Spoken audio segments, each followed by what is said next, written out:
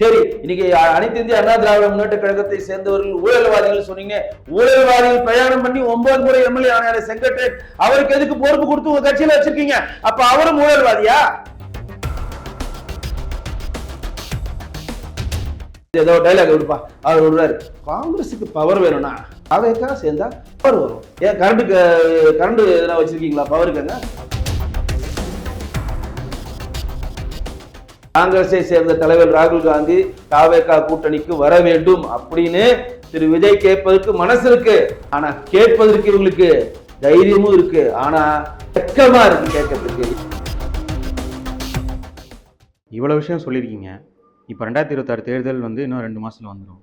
இப்படிப்பட்ட நிலையில கூட்டணி தான் இங்க ஒரு முக்கிய ஒரு விஷயமா இருக்குது. இப்போ காங்கிரஸ்ல திமுக பிளவுபடும் அப்படின்லாம் சொன்னாங்க. இப்போ தாவேகாவோட காங்கிரஸ் கூட்டணி அமைக்க போகும். இப்போ விஜயோட அப்பா என்ன சொல்லியிருக்காருன்னா, காங்கிரஸும் தாவேகாவும் சேரணும் அப்படின்னு சொல்லியிருக்காரு. காங்கிரஸும் தாவேகாவும் ஏன் சேரணும்னு பல பேர் நினைக்கல. இல்ல, பல பேர்லாம் நினைக்கலங்க.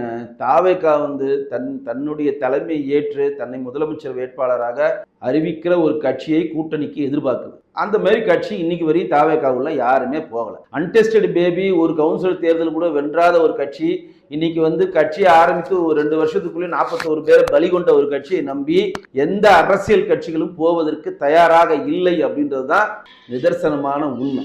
ஏன் அப்படி சொல்றேன் அப்படின்னு பாத்தீங்கன்னா, காங்கிரஸ் கட்சியை சேர்ந்தவர்கள் இன்றைக்கு 2 கோஷ்டியா பிரிவு செயல்படுறாங்க. உங்களுக்கே தெரியும், நான் சொல்லல. தாவேகாவுடைய செங்கோட்டையன் பொதுவெளியில் வெடிக்கிறார். என்னன்னா, காங்கிரஸை சேர்ந்த ஒரு கோஷ்டி தாவேகாவுடன் பேச்சுவார்த்தை நடந்துட்டு இருக்கு அப்படின்னு சொல்லி உடைக்கிறாரு. ஆனா இன்றைக்கு காங்கிரஸை சேர்ந்த தமிழ்நாடு காங்கிரஸ் காரிய கமிட்டியினுடைய தலைவர் செல்வ பெருந்தகை, நாங்கள் தாவேகாவுடன் கூட்டணி போக மாட்டோம், நாங்கள் பேச்சுவார்த்தைக்கு போல, நாங்க எந்த ஒரு மறைமுக கான்ட்ராக்டும் தமிழக வெற்றி கழகத்தை நாங்க வச்சுக்கல அப்படின்றத அவர் பொது வழியில உடைக்கிறார். இப்ப என்ன பிரச்சனை இப்ப எதுக்குன்னா, இப்ப தாவேகா கீழே விழுந்தாலும் மீசையில மண் ஒட்டல. இதான் கதை. எப்படி இப்ப தாவேகா என்ன பண்றாங்க, 2 விக்கிரவாண்டி கூட்டத்துல எங்களுடைய தலைமை ஏற்பதற்கு வாங்க, கூட்டணிக்கு வாங்க, கூட்டணிக்கு வந்தா அவங்களை சும்மா விட்டுருவோமா, உங்களுக்கு நாங்க அதிகாரம் கொடுப்போம்ல, அதை அரவணைக்க போகிறது எங்களுடைய கடமை இல்ல அப்படின்னு பெரிய பெருமையா பேசினார் திரு விஜய் சார் அவர்கள். ஆனா இன்னைக்கு வரையும் ஒரு குட்டி கட்சி, ஒரு சின்ன கட்சி, சிங்கிள் எம்எல்ஏ உள்ள கட்சி கூட விஜயை மதித்து விஜயை நம்பி அந்த கூட்டணிக்குள்ள செல்ல மறுக்கிறது. ஏன் அப்படின்னா, விஜய் அப்பட்டமா பட்ட பரிவர்த்தமான ஒரு நம்பிக்கை துரோகி அப்படின்றது இங்க இருக்கக்கூடிய அனைத்து கட்சிகளுடைய தலைவர்களுக்கு தெரியும். முதலில் நாம் தமிழர்களுடன் பிரயாணம் பண்ணி திரு சீமான் அவர்களுடன் கூட கூட்டு சேர்ந்து தமிழ் தேசியத்தை பற்றி நன்றாக கற்றுக்கொண்டு நானும் சீமானும் சேர்ந்து இன்னைக்கு பெரிய மாற்றத்தை போன்ற ஒரு கட்டமைப்பை ஏற்படுத்தி விக்கிரவாண்டி கூட்டத்தில் சொல்றாரு, நாங்கள் திராவிடத்தை ஆதரிப்போம், தமிழ் தேசியத்தை ஆதரிப்போம் சொல்லி சீமானை எதிர்த்து பேசி முதல் நம்பிக்கை துரோகத்தை திரு சீமான் அவர்கள் திரு விஜய் அவர்கள் பண்ணார். 41 பேர் பலி கொண்ட காரண டைம்ல உங்களுக்கு மறைமுகமாகவும் நேரடியாகவும் ஆதரவு கொடுத்த அன்றைக்கு எங்களுடைய மாநில தலைவர் இருக்கக்கூடிய நாயனார்ஜி அவர்களும், முன்னாள் மாநிலத்தில் அண்ணாமலைஜி, மாண்புமிகு எதிர்கட்சி தலைவர் எடப்பாடி பழனிசாமி 3 பேருமே உங்களை அரண் மாதிரி பாதுகாத்து அந்த 41 பேர் இழப்புக்கு திமுக எவ்வளவு ஒரு வேலைகளை செய்தது பொது வழியில போட்டு உடைச்சு மறைமுக ஆதரவை உங்களுக்கு கொடுத்த அதே அஇஅதிமுகவை பாற்ற இன்றைக்கு சொல்லுகிறார் விஜய், அது ஊழல் கட்சின்னு சொல்றாரு. ஊழல் கட்சின்னு சொல்வதற்கு விஜய்க்கு தார்மீக தகுதி இருக்குன்னு நான் கேட்கிறேன். அவர் வெளிநாட்டுல இருந்து ஒரு ரோல்ஸ் ராய்ஸ் காரை வாங்கி அதற்கு இந்தியன் கவர்மெண்ட் சொல்லுகிற வரியை நான் கட்ட மாட்டேன் நீதிமன்றத்துல போய் நீதிபதி கூப்பிட்டு நறுக்கு மண்டையிலே கொட்டினார். என்னமா கொட்டினாரு? உங்ககிட்ட பணம் இல்லையா, பெயர் இல்லையா, புகழ் இல்லையா, இவ்வளவு பல கோடி கொடுத்து இந்த காரை வாங்க முடிந்த உங்களால் இந்திய அரசாங்கம் கொடுக்க சொல்லுகிற வரியை கட்ட முடியாதுன்னு கோர்ட்டுக்கு வந்திருக்கீங்க, வெக்கமா இல்லையா அப்படின்னு நீதியரசர் கேட்டார். இன்றைக்கு வரையும் அந்த வழக்கு நடந்துட்டு இருக்கு. இன்னைக்கு வரையும் அந்த அதிகமான பணத்தை நான் கட்ட மாட்டேன்னு சொல்லி வழக்கு போயிட்டு இருக்கு. இது ஊழல் நம்பர் 1. புலிப்படம் ரிலீஸ் அப்ப புலிப்படத்துக்கு வாங்கின 35 கோடியை இன்கம் டாக்ஸ்ல அவர் மறைத்து விட்டார். நீங்களே அந்த 35 கோடியை நீங்க மறைச்சிங்க, உங்களுக்கு 1.5 கோடி ஃபைன் விதிக்கிறோம்னு சொல்லி இன்கம் டாக்ஸ் ஃபைன் விதிக்கிறாங்க வருமான வரித்துறை. அந்த 1.5 கோடியை நான் கட்ட மாட்டேன் அப்படின்னு சொல்லி இன்னைக்கு வரையும் நீதிமன்றத்தில் போய் தனக்கான விளக்கத்தை திரு விஜய் சார் கொடுத்து கொண்டிருக்கிறார். அது ஊழல் நம்பர் 2.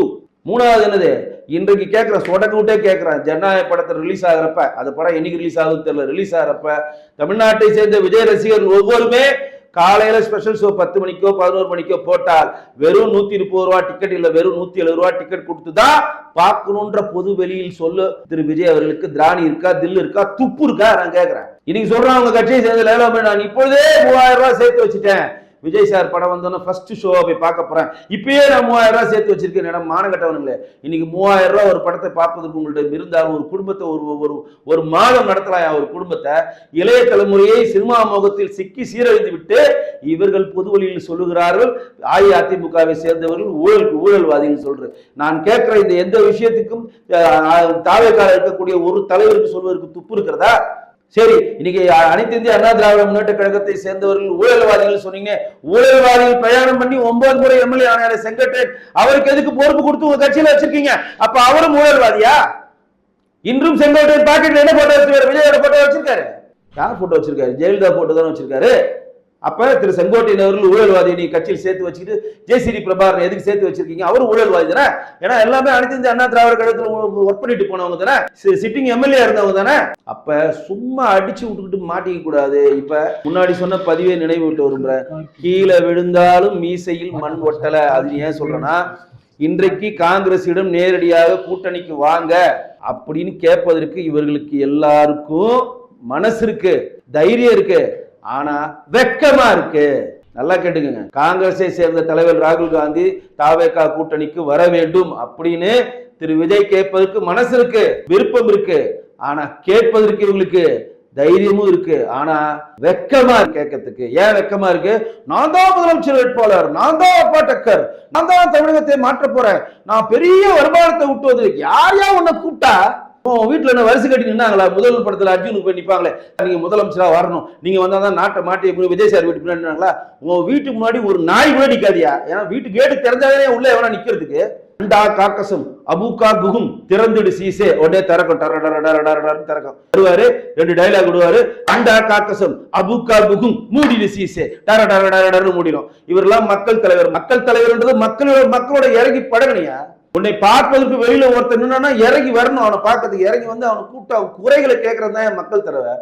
நீ என்னமோ அந்த அலிபாபா 42 குகைகளுக்கு வர மாதிரி வந்துட்டு நீ டாடா காட்டு போவ, நீ தலைவர், அதை நாங்க நம்பணும். நீ கூட இருக்கவனா ஊழல் செஞ்சவன ஆதவர்ஜுனா, இன்றைக்கு ஆதவர்ஜுனா பணத்துல தானே பிளைட்ல பறக்குற. அந்த பணம் ஆதவர்ஜுனா நெத்தி வேற நிலத்தில் சிந்தி விவசாயம் செஞ்சு டெய்லி மூட்டை தூக்கி சம்பாரிச்சு உன்னை பிளைட்ல அனுப்புறாரா? எத்தனை வைத்தறிச்சலுடைய பணம் தெரியுமா? மாட்டினுடைய பணம். எத்தனை பெண்கள் போட்டு இழந்தவர்கள் பணம் தெரியுமா? எத்தனை பேர் குடும்பத்தை நடு வீதியில் நிக்க வைத்த பணம் தெரியுமா? பாவப்பட்ட பணம். நீங்கள் எல்லாம் பிளைட்டில் சொகுசாக போயிட்டு வரீங்களே, இவ்வளவு பெரிய மாநாடு நடத்துறீங்களே, அந்த பணம் அனைத்தும் பாவப்பட்ட பணம். பாவத்தின் சம்பளம் மரணம், பாவத்தின் சம்பளம் மரணம். அது புரிஞ்சுக்கங்க. பாவப்பட்ட பணத்தை வைத்துக் கொண்டு இங்க அரசியல்ல பெரிய கட்டமைப்பை நீங்க ஏற்படுத்துறீங்கன்னா இதெல்லாம் நம்பதுக்கு நாங்கன்னா லூசா? இப்ப நான் முன்னாடி சொன்னது நினைவூட்ட விரும்புறேன். தாவேகா காங்கிரஸோட சேர்றதுக்கு விருப்பம் இருக்கு, தைரியம் இருக்கு, ஆசை இருக்கு, ஆனா வெக்கமா இருக்கு. எப்படி போய் கேட்கறதுன்னு. அப்ப புறா அப்பன இது நாள் வரையும் எஸ்எஸ்சி தூக்கிட்டு அப்பா எதிரிப்பா வாப்பா வாப்பா வாப்பா வாப்பா வந்து ஏதோ டைலாக் விடுப்பா. அவர் விடுறாரு. காங்கிரஸுக்கு பவர் வேணும்னா தாவேகா சேர்ந்தா பவர் வரும். ஏன் கரண்ட் எதனா வச்சிருக்கீங்களா? பவருக்குங்க கரண்ட் ஸ்டேஷன் எதனா வச்சிருக்கீங்களா? மின்சார ஸ்டேஷன் எதனா வச்சிருக்கீங்களாங்க? காங்கிரஸுக்கு இப்ப பவர் வேணும்னு நீங்க ஆசைப்பட்டீங்கன்னா தாவேகால சேர்ந்தவன பவர் வந்துடும். இவ்வளவு நாள் வரைக்கும் காங்கிரஸை சேர்ந்த நிர்வாகிகள் எல்லாம் கரண்ட் இல்லாம இருட்டில இருந்தானுங்க. என்னையா பேச்சு இது? அதான் நான் முன்னாடி சொன்னது நினைவு விட்டு விரும்புறேன். ஆசை இருக்கு, விருப்பம் இருக்கு, ஆனா நம்மளா வாலண்டியரா போய் கேட்கறதுக்கு வெக்கமா இருக்கு. அப்பனை கூப்பிட்டு இப்ப கேள்வி கேட்க வைக்கிறாங்க. உங்க அப்பனுக்கும் பேப்ப உனக்கும் பேப்பேன்னு செல்வ பெருந்தகை தெளிவா சொல்றாரு. எங்களுக்கு பவர்லாம் நிறைய இருக்குது, உங்களுக்கு தான் பவர் இல்ல, வயசான காலத்துல சாப்பிட்டு போய் படுங்க அப்படின்னு சொல்லி செல்வ பெருந்தகை இன்னைக்கு ஆன்சர் பண்ணியிருக்காரு. அப்ப காங்கிரஸை சேர்ந்தவர்கள் ரொம்ப தெளிவா இருக்கிறாங்க திமுக கூட்டணியில போகணும்னு. ஆனா தாவேகாவை சேர்ந்தவர்கள் நம்ம இவ்வளவு கூறோம், இவ்வளவு கத்துறோம். திருமாவளவனுக்கு ஒரு டைலாக் விட்டு பார்த்தோம், சீப்பர் செல் இருக்குவாங்க. எனக்கு திருமாவளவன்ட்ட சீப்பர் செல் இருக்கிறாங்க, டிவிட்ட சீப்பர் செல் இருக்கிறாங்க. ஏண்டா நீயே ஒரு சீப்பர் செல்லுன்ற, நீ போய் மத்தவங்கள சீப்பர் செல்லுன்ற? நான் சொல்றேன், திமுகவை சேர்ந்த மாண்புமிகு முதலமைச்சருடைய மருமகன் சபரீசனுடைய சீப்பர் செல் ஆதவ் அர்ஜுனா. தெளிவா சொல்றேன், இது இன்னும் விஜய்க்கு தெரியாது, இவரில் அவர் தெரிஞ்சுப்பார். ஸ்லீப்பர்ஸ் நீயே ஸ்லீப்பர் செல்லு, நீ சொல்ற இங்க ஸ்லீப்பர் செல் இருக்காங்க. நீங்க ஒரு 50 ஆண்டு காலமா அரசியல் இருப்பியா? எனக்கு மார்க்சிசம் பேசுறதுக்கு உங்களுக்கு தாரியம் இருக்கா துரைமுருகன் அவர்களே?